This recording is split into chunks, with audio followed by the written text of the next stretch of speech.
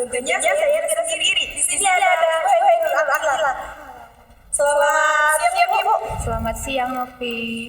Apa kabarnya Ibu? Alhamdulillah baik. Kalau Novi sendiri bagaimana? Alhamdulillah Ya sehat ya. Ibu kan di tema kali ini diseimbang pada Unipas ya Bu? Iya. Apa itu diseimbang pada Unipas ya Bu?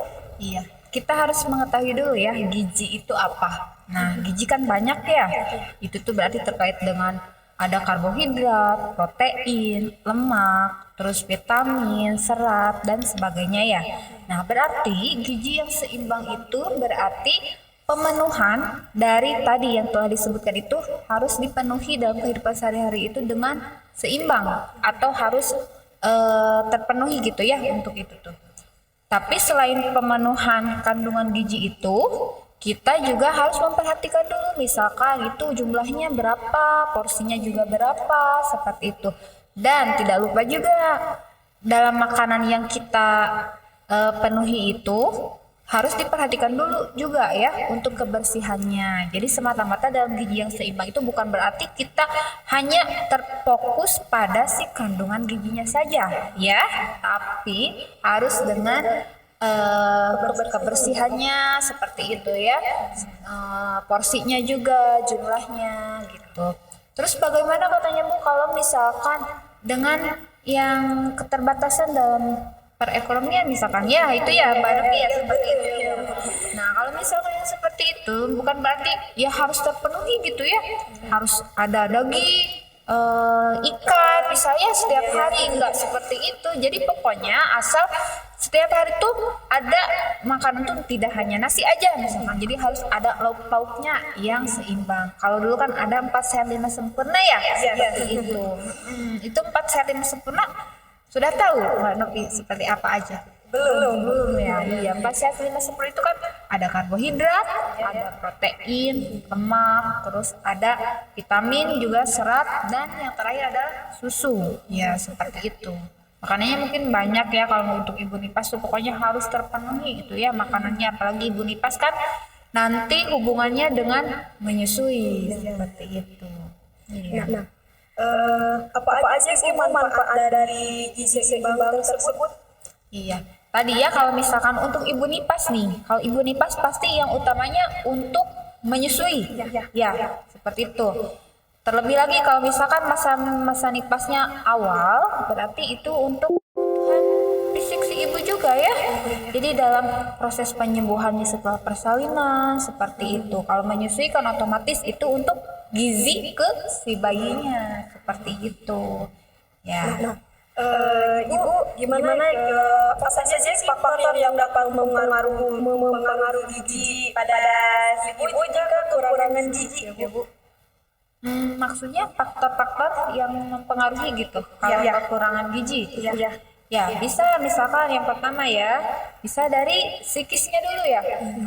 Kalau misalkan psikisnya agak terganggu, pasti nanti si ibu tuh malas makan gitu ya. Kalau misalkan stres lah, jangan psikisnya terganggu. Takutnya misalkan kelainan kejiwaan supaya itu nggak sampai segitu ya. Misalkan stres gitu ya karena habis persalinan. Karena misalkan si ibu ini melahirkan anak pertama, otomatis kan dia menerima peran baru ya sebagai ibu baru. Kemudian apabila lagi kalau misalkan dia di lingkungan keluarganya berjauhan dengan keluarganya, apalagi misalkan suaminya LDR ataupun misalkan suaminya juga yang kerjanya tuh nggak bisa pulang cepet gitu, otomatis ibu tuh akan merasa stres gitu dalam masa nipas, sehingga dalam pemenuhan gizinya tadi itu akan sulit gitu tuh kalau misalkan keadaan yang psikisnya terganggu itu. Kemudian tadi yang sudah itu di awal ya, kalau dari segi status keekonomian seperti itu ya, memang karena tidak semua ibu nipas misalkan bisa mendapatkan makanan yang dengan varian yang banyak seperti itu, tapi yang jelas asal pemenuhan ada makanan yang tidak hanya satu jenis dalam misalkan sekali makan, pasti itu akan bisa memenuhi gizi si ibu dalam masa nipas itu ya. Oke Ibu, kalau dampak yang terjadi jika si ibu itu kekurangan gizi ya, bakalan seperti apa Juga kesebarannya bakal berpengaruh seperti apa tah jika kekurangan gizi tersebut? Dampak dari kekurangan gizi berarti ya? Iya. Kalau dampak kekurangan gizi jelas ya pasti sangat berdampak sekali pada si bayi karena kan dari kandungan ASI-nya juga nanti akan berpengaruh gitu, akan kekurangan gitu ya seperti itu. Nah kalau dampak ke bayi otomatis akan mempengaruhi ke pertumbuhan dan perkembangan seperti itu. Kalau misalkan yang ibunya makannya jelek, bisa makannya nggak kurang gitu ya seperti itu pasti nanti pertumbuhan si anak juga akan terhambat seperti itu. Berikut juga untuk perkembangannya. Jadi jelas ya kalau ibu nifas itu benar-benar harus memperhatikan gizi atau makanan yang mengandung gizi gitu supaya pertumbuhan dan perkembangan si bayinya nanti bisa berkembang pesat sesuai dengan usianya seperti itu. Mungkin untuk dampak kedepannya ya kalau misalkan dari gangguan pertumbuhan bisa itu ada stunting ya seperti itu. Kalau misal stunting kan berarti itu lebih ke tinggi badannya tidak sesuai dengan usianya. Jadi atau di kata lainnya bahasa itunya disebutnya tuh pendek ya seperti itu. Gimana? Udah? Ya, Ibu. Untuk pantangan seorang ibu nifas itu apa saja ya, Bu? Oke, pantangan ya. Selama ini yang kita tahu ya, apalagi misalkan ibu nifas yang tinggalnya masih di daerah seperti itu, atau misal jangankan di daerah saja ya. Kadang misalkan yang udah hidupnya modern juga misalkan yang udah ramai gitu ya di daerah ramai, tapi masih suka ada yang bermindset gitu ya atau berpola pikirnya tuh oh ibu nifas tuh nggak boleh makan ini nggak boleh makan itu kan ya seperti itu. Padahal itu sebenarnya nggak ada kaitannya gitu tuh. Itu mah hanya disebutnya bisa disebut dengan mitos atau lebih ke budayanya mungkin ya nggak boleh itu. Sebenarnya nggak ada pantangan kalau untuk ibu nifas tuh. Kenapa? Karena justru kan tadi ibu nifas perlu gizi yang banyak karena dia dalam masa menyusui seperti itu karena itu gizinya bukan buat dirinya sendiri aja melainkan untuk bayinya juga. Jadi tidak ada pantangan makanan apapun kecuali untuk ibu nifas yang memang memiliki riwayat penyakit ya pastilah misalnya kalau punya yang penyakit mah gitu ya pasti nggak boleh makan pedas seperti itu. Jangan kan ibu nifas ya kita aja gitu ya yang nggak mengalami masa nifas pasti nggak boleh gitu makanannya seperti itu ya. Jadi tidak ada pantangan dan diperbolehkan saja selain tidak berlebihan juga sebenarnya ya karena kan dalam Al-Quran juga yang berlebihan itu gak boleh gak baik ya seperti itu apalagi ini dalam makanan seperti itu. Apakah gizi tidak seimbang pada ibu nifas ini merupakan salah satu penyebab terjadinya stunting juga itu? Ya. Tadi udah ibu agak singgung ya stunting. Jelas ya ini sangat mempengaruhi karena kan ada salah satu faktor yang menyebabkan stunting itu salah satunya faktor gizi termasuk dari gizi ibu pas dia si anak atau masih bayi seperti itu pas masa ASI-nya apalagi pas masa ASI eksklusifnya misalkan ibu pola makanannya jelek gitu ya atau menu makannya juga kurang seperti itu ya. Jelas ya untuk stunting itu ada kaitannya pokoknya stunting itu memang berkaitan erat dengan gizi ya seperti itu. Ini menurut Bu ya Bu, apakah benar ibu nifas itu harus minum minuman herbal seperti jamu-jamuan? Kan banyak ya Bu di daerah-daerah dulu. Seperti apa ya yang udah Nopi tahu selama ini kalau jamu yang pada ibu nifas tuh yang biasanya dikasih apa gitu? Apa? Kunyit. Sebenarnya nggak apa-apa ya kalau untuk dikasih jamu yang seperti itu nggak ada efeknya sebenarnya bagus sebenarnya itu kayak tadi misalnya kunyit itu bagus sebenarnya untuk lebih ke apa ya ke sistem pencernaannya juga itu bagus ya untuk ke lambung. Terus selain itu juga kunyit kan bagus juga ya ada kaitannya nanti buat ke tenaganya energinya seperti itu kalau kunyit tuh. Pokoknya kunyit emang bagus gitu ya, nggak apa-apa. Sebenarnya nggak ada dampak negatifnya juga nggak ada gitu ya kalau mengkonsumsi herbal seperti itu. Jadi nggak apa-apa ya Bu. Nggak apa-apa. Bisa juga untuk penambah nafsu makan kayak temulawak seperti itu ya.